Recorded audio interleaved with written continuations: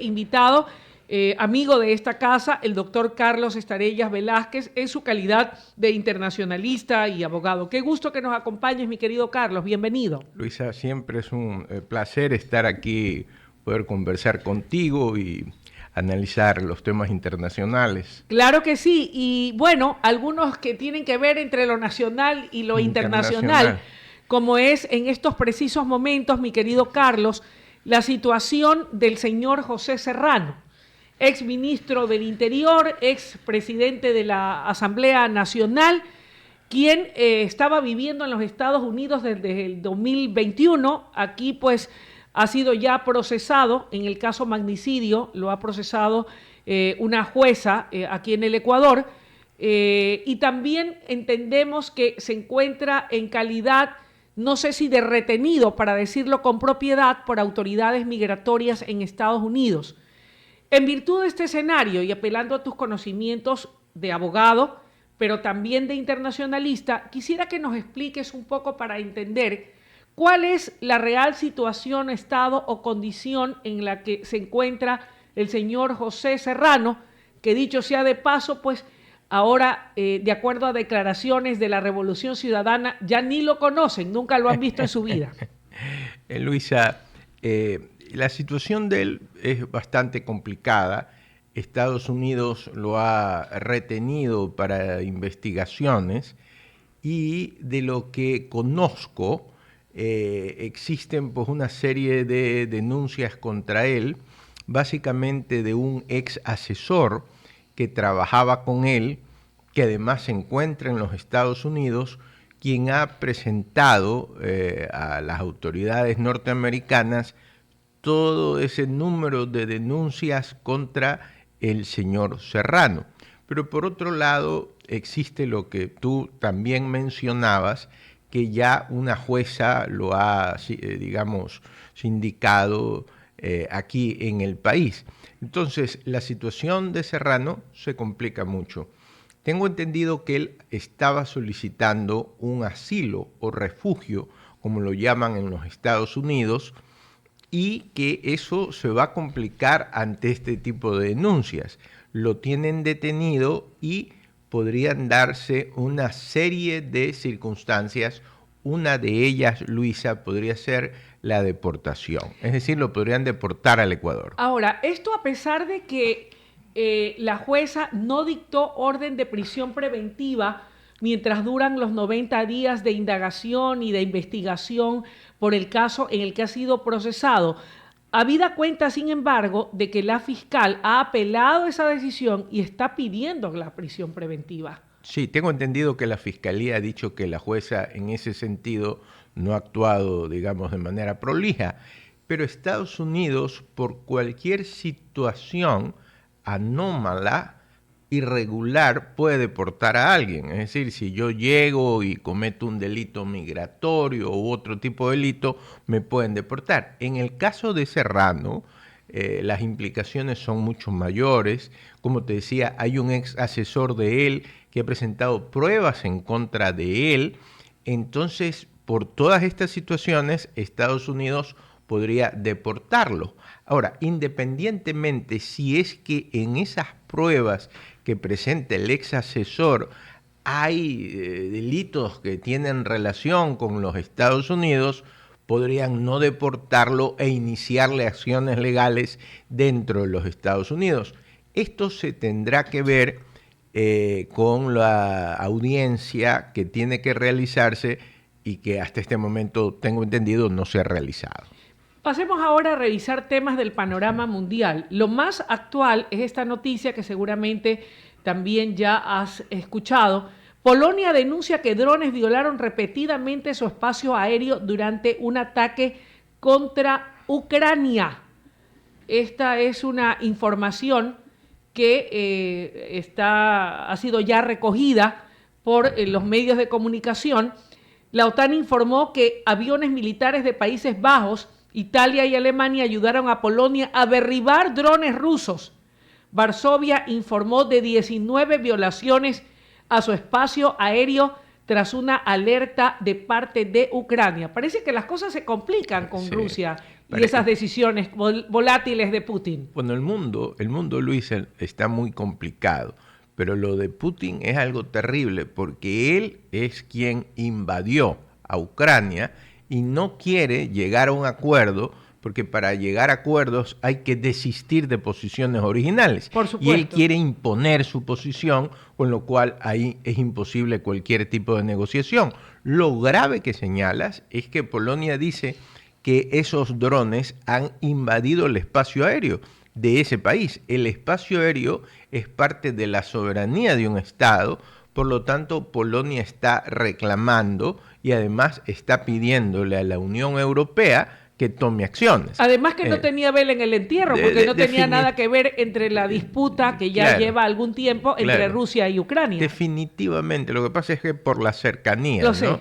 Definitivamente. ¿Qué consecuencias podría tener o traer esta actitud beligerante del presidente ruso? Bueno, podría traer esta actitud beligerante, poco pacifista, poco lógica, que la Unión Europea ingrese en este conflicto, ingrese de manera frontal, ¿no? Porque ha estado apoyando a Ucrania, pero de una manera frontal, lo cual no nos beneficia a todos. Al decir eso, no le beneficia a la civilización como tal. La esperanza es que, digamos, Putin entienda que no puede hacer eso y que el presidente Trump, tome acciones más fuertes en contra de Putin. Así es, sí, pues si no, no se gana el premio de Nobel de la Paz. Así es. Ahora, por el otro lado, en cambio, está Israel, que ha atacado a Qatar. Y la cosa ahí se complica porque pensaba Qatar poder de alguna manera hacer de mediador para que terminen los problemas en la zona de Gaza. Digamos, ha atacado a un mediador o a una zona de un mediador. Luisa, no habrá paz en Medio Oriente si es que no pueden sentarse en la mesa de negociaciones Israel y Palestina. ¿Qué es lo que lo impide? Eso, digamos, los intereses creados que hay y que impiden que en la mesa de negociación se sienten Israel, los intereses y los extremos dentro de Israel y los extremos dentro de Palestina.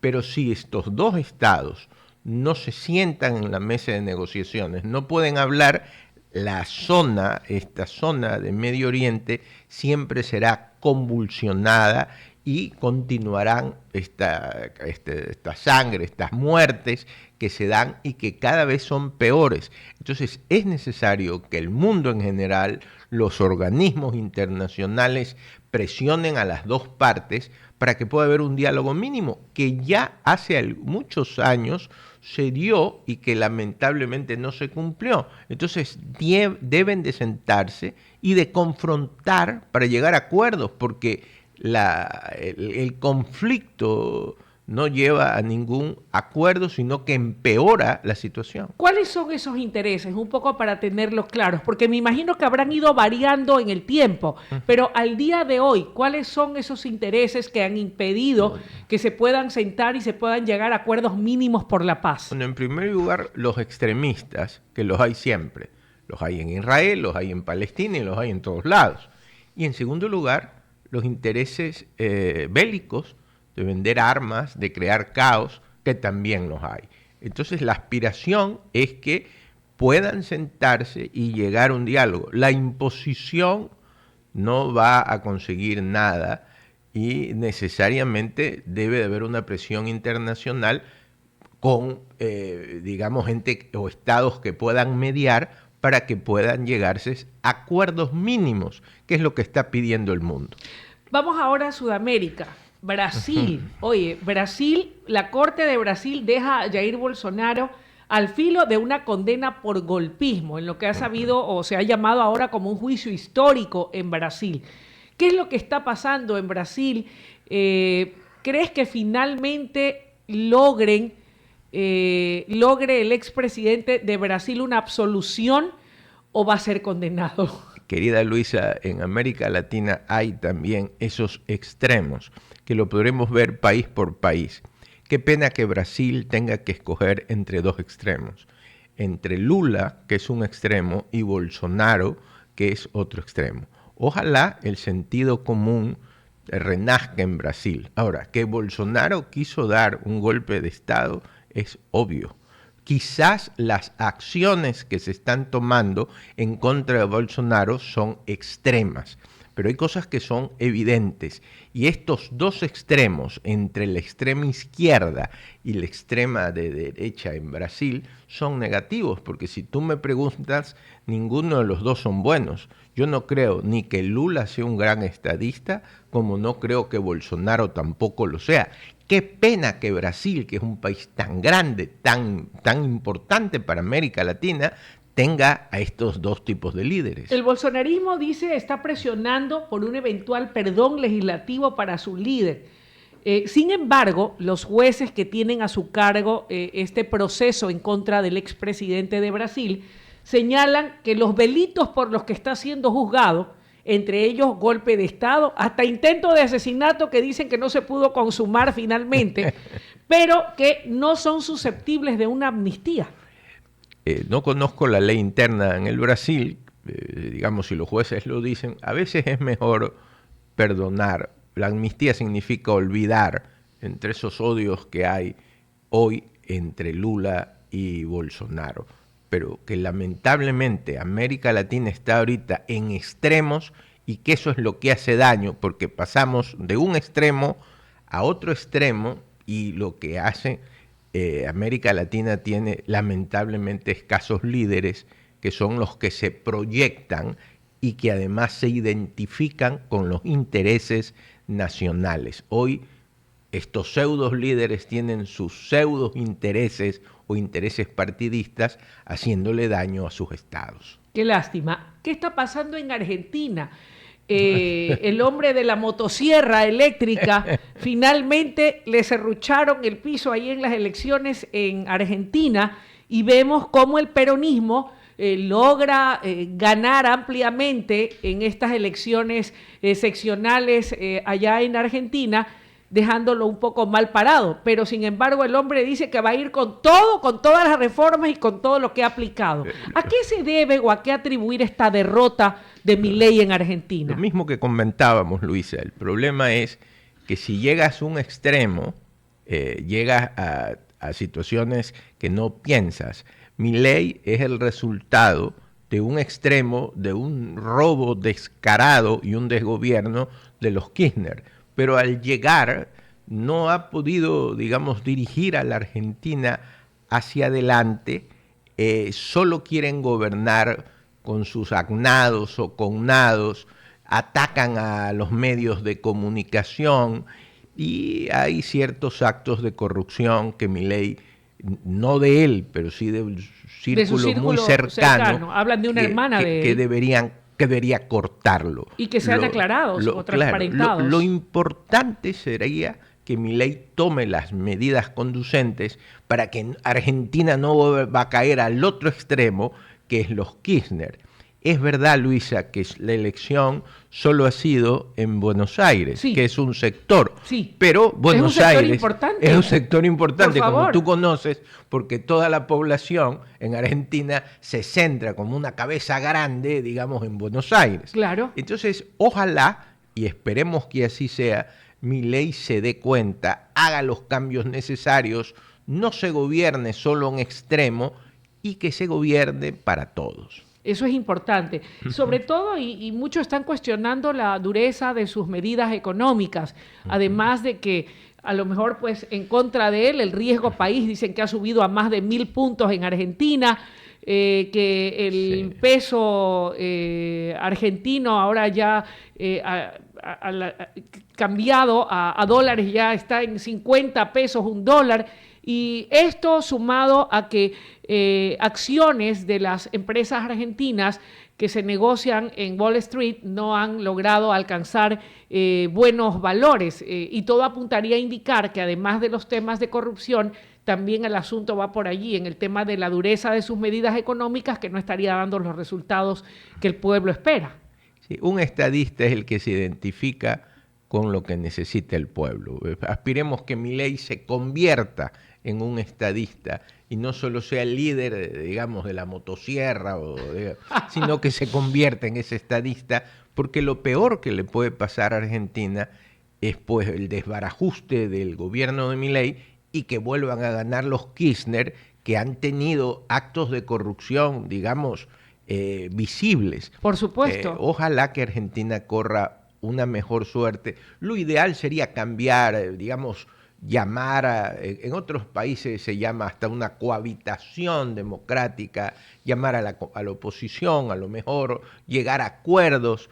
Lamentablemente en América Latina es la confrontación lo que está guiando la política. Ahora, de vuelta al Ecuador, al punto de partida.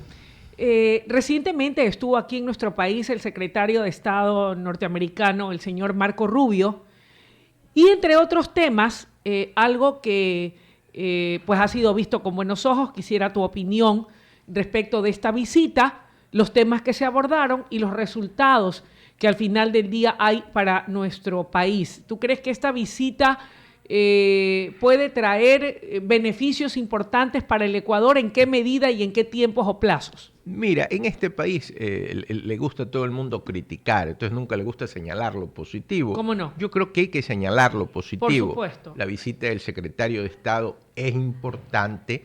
El secretario de Estado tiene familiares latinoamericanos, habla perfectamente bien el español, conoce el problema, por lo tanto el diálogo fue fluido. Ha señalado a los lobos y a los choneros como terroristas, lo cual también es trascendente. Ha dado una ayuda económica que pudo ser más, que es lo que se critica, pero se la ha dado y yo pienso que la cooperación es importante. Luisa, el Ecuador no puede solo contra los carteles de la droga ni contra la delincuencia organizada. Necesita, como tú bien conoces, la colaboración internacional. Venga de Estados Unidos, de Europa, digamos, de quien nos quiera ayudar. Por lo tanto, lo considero positivo. ¿Podría ser más? Sí. ¿Se debe pedir más? Sí. Pero esa será la habilidad que tenga el gobierno de Noboa, en lo cual hay que apoyarlo porque es el beneficio del Ecuador. ¿Qué es lo que debemos pedir? ¿Qué debe hacer la Cancillería para obtener más de Estados Unidos y cuál es el proceso? Bueno, acuérdate, tú que analizas tantos estos temas, que Colombia cuando estuvo en una situación similar, se le dio el Plan Colombia, es decir, una ayuda económica enorme para poder enfrentar a estos carteles que tienen tanto dinero. Entonces debe de ser algo parecido. ¿Un plan Ecuador? Un plan Ecuador, una ayuda pues mucho mayor, pero la visita es importante. Es un primer paso que nos puede conducir a eso. Pero obvio, es el primer paso, hay que reconocerlo y ojalá se pueda conseguir más, porque el Ecuador tiene una guerra enorme contra estos carteles de la droga. En ese contexto, dos reflexiones. Hay algunos ecuatorianos o mucha gente que pues algunos apoyan, efectivamente otros van a disentir de lo que se está haciendo, pero algo que dijo la canciller en un medio de comunicación, colega, pero luego fue ratificado cuando vino el secretario de Estado, es que se iba a apoyar a Estados Unidos para que anualmente vengan 300 personas en calidad de refugiados. No se ha dado detalles, ¿verdad?, de qué tipo de personajes estamos hablando, quiénes son. Y lo que sí preocupa al Ecuador es que, pues quienes vayan a venir no vayan, Dios no permita, a sumar un problema al que ya tenemos en el Ecuador. ¿Qué podemos esperar de aquello? ¿Qué condiciones debe poner el Ecuador una vez que se materialice ese acuerdo de respaldo para recibir a refugiados de Estados Unidos, 300 cada año? Mientras preguntabas, Luisa, me acordaba que también hay un aporte mejor. Se va a suscribir un nuevo tratado de extradición. El tratado de extradición del Ecuador con Estados Unidos desde el siglo XIX y una ampliación del siglo XX y delitos de telégrafo. El haber conseguido que se suscriba uno nuevo, y contigo lo hemos comentado en otras entrevistas, es muy positivo. Ahora, recibir esos refugiados, que significa asilados, es complicado, habrá que ver, digamos, qué ayuda económica se le da al Ecuador para poderlos tener aquí. La situación en el Ecuador económica es complicada para los ecuatorianos, entonces recibir esos refugiados habrá que ver, digamos, cuál es el acuerdo, qué ayuda económica da Estados Unidos, y yo espero y aspiro que el gobierno nacional, a través del presidente y de la canciller, tomarán todas las medidas en beneficio del país. Cuando hablamos de asilados o refugiados, ¿a qué tipo de personas nos estaríamos refiriendo específicamente? Entiendo yo, Luisa, que serán personas que se han ido a asilar a los Estados Unidos. Ellos le llaman refugio, que es asilo territorial, y que esas personas, digamos, es que los van a trasladar al Ecuador, 300 al año. Entonces habrá que ver en el acuerdo qué es lo que se pone. El acuerdo o el tratado es ponerse un acuerdo de voluntades entre dos estados para producir un efecto jurídico. Entonces, en esa negociación, en la Cancillería hay gente valiosa. Yo aspiro pues que siempre defiendan los más altos intereses nacionales. ¿Esto implicaría verificar el perfil de cada uno de esos asilados o personas que vengan en calidad de refugiados? Sí, uno, verificar si es que son realmente asilados o refugiados, ¿no? Y lo otro, Luisa, la parte económica, porque si le sumas 300 personas en el Ecuador, cuando en el Ecuador ahorita está enfrentando falta de trabajo, no hay los hospitales, no hay salud, ¿no? Habrá que analizar y ver, bueno, los vamos a recibir, qué ayuda va a dar Estados Unidos para poderlos tener aquí. No es la primera vez que los recibimos, eso tú lo señalabas bien. Digamos, en la época de Correa vinieron refugiados colombianos, venezolanos, cubanos, haitianos. El problema es que vino de todo. Vino de todo. A eso iba, porque tú dices que hay que verificar quiénes son estos asilados o refugiados. ¿Cuál sería la antítesis de lo que podemos recibir o no? Digamos, lo que no podremos recibir es que, y eso yo estoy seguro que no va a pasar, que como refugiados pasen terroristas o delincuentes. Yo creo que eso no va a darse y que va a tener que hacerse, digamos, un control muy estricto de qué personas se van a recibir. Esperemos que la Cancillería nos explique cuál va a ser ese procedimiento. ¿Cuál es el alcance? De hecho, la canciller señaló que iba a ser con un veto, condicionado a saber de quién se trata, y creo que hace muy bien, porque no podemos recibir aquí a cualquiera y que nos pasen gato por liebre. Así es, ojalá que no ocurra eso. Bueno, mi querido Carlos, tal vez para finalizar solamente, y dentro de las preguntas que van a ir sí o sí incorporadas a la consulta popular y referendo, de las 3 que sí quedaron validadas o aprobadas por la Corte Constitucional, está la del retorno de las bases extranjeras, militares extranjeras al Ecuador. De hecho, el secretario de Estado dijo que si se lo pedían, podría ser considerado por el gobierno norteamericano y tener aquí ese apoyo y esa presencia de militares norteamericanos para capacitación, tecnología, etcétera. ¿Tú crees que eso pueda, en caso de que el pueblo le diga sí a esa pregunta en particular, ayudarnos a contrarrestar los efectos de la presencia del crimen transnacional organizado, no solamente en Ecuador, sino en la región? Bueno, creo que sería una de las partes, ¿no? Una de las cosas, no solo lo óptimo, ¿no? En la base de Manta, tú recordarás, lo que hacían era aviones supersónicos que el momento en que salían barcos de la soberanía nacional, los detenían, si es que tenían droga, y se los llevaban presos.